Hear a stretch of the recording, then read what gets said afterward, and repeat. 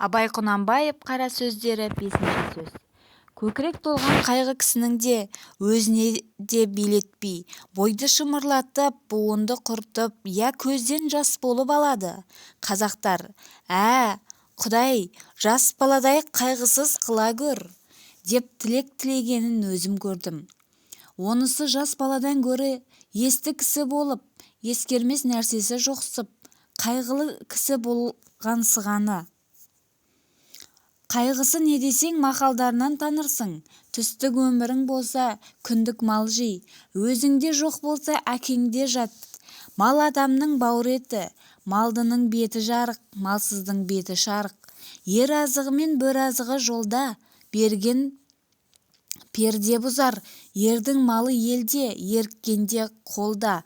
Алаған қолым береген, мал тапқан ердің жазығы жоқ. Байдың үмітсіз, Құдайдан үмітсіз.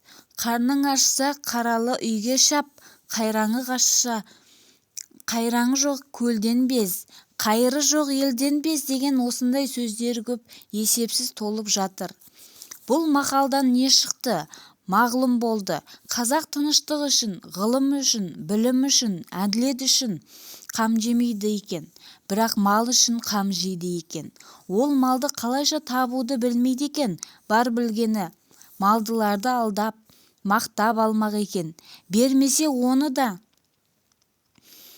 онымен жауласпақ екен. Егер малды болса, әкесін жаулауды да ұят көрмейді екен.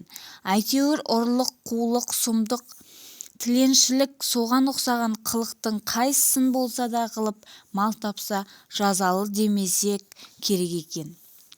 Бұларының жас баланың ақылынан несі артық? Бірақ жас бала қызыл ошақтан қорқушы еді. Бұлар жазық тозақтан да қорықпайды екен. Жас бала ұялса жерге ене жаздаушы еді. Бұлар неден болса да ұялмайды екен. Сол ма артылғаны қолымыздағыны үлестіріп талатпасақ, біз де өзіндей болмасақ безеді екен. Іздеген еліміз сол ма?